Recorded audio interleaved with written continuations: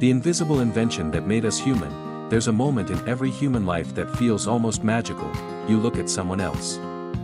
And somehow, you know what they're thinking, not because they told you.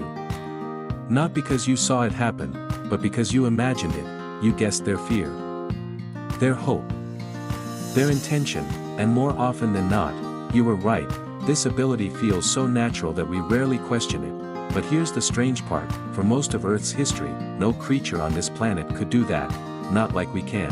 This invisible skill, this quiet, constant act of imagining another mind, may be one of the most important inventions humanity ever stumbled upon. And it didn't leave fossils, it didn't carve tools, it didn't build fires, but without it, none of those things would have lasted. Imagine a world 200,000 years ago, early humans are already walking upright. They've shaped stones into blades.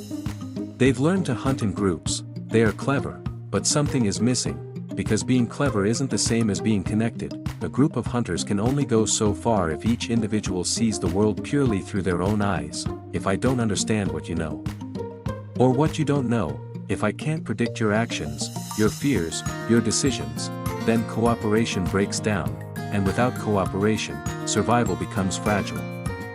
So at some point in our past, something subtle, but profound, began to change.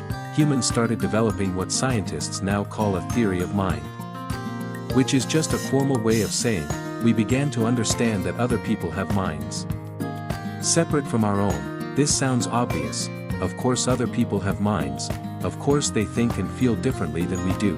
But this realization is not automatic.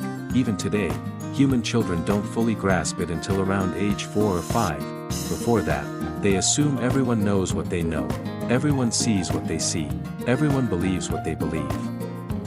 It takes years for the brain to learn this simple, powerful truth: other people are not you.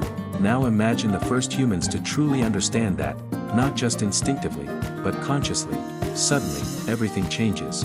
You can lie, you can teach, you can warn someone about a danger they haven't seen yet. You can plan not just what you will do, but what others will do. You can coordinate, strategize, manipulate, empathize. And perhaps most importantly, you can trust, because trust only works if you believe someone else has intentions, that they can choose to help you or harm you. This invisible shift may have transformed small groups into something much more powerful: societies. Before this, communication was limited: sounds, gestures, maybe early words. But without understanding minds, communication is just noise. With it, communication becomes meaning. Stories emerge, and stories are more than entertainment. They are shared imagination. They allow humans to align their thoughts, their values, their goals.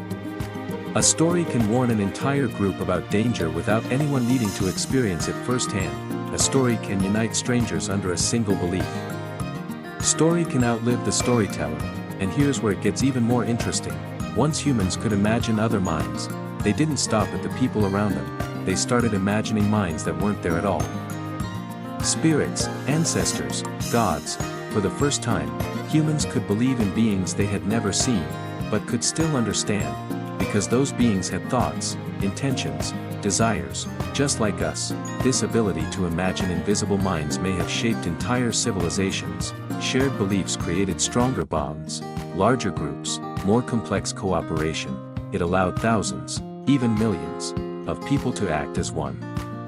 Not because they knew each other personally, but because they believed in the same unseen ideas. But this power came with a cost, because once you can imagine another mind, you can assume someone meant harm when they didn't.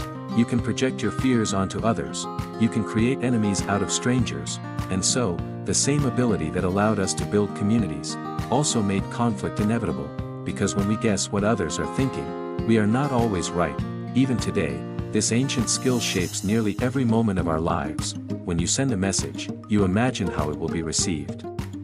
When you hesitate before speaking, you're predicting someone else's reaction. When you feel embarrassed, proud, jealous, or loved, you are experiencing the world not just through your own mind, but through the minds you imagine around you. And yet, for all its importance, this ability remains invisible. You can't see it in a skeleton, you can't dig it out of the ground, you can't point to a single moment when it appeared, but you can see its effects everywhere, in art, in language, in religion, in politics, in relationships, in every story ever told. So the next time you find yourself wondering what someone else is thinking, pause for a moment. Because that simple question, what's going on in their mind, is not simple at all. It is the result of hundreds of thousands of years of evolution, a quiet revolution that turned isolated individuals into deeply connected beings.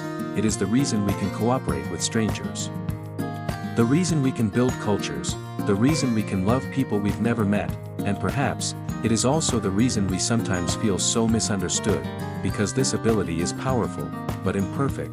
We are always guessing, always interpreting, always trying to bridge the gap between one mind and another.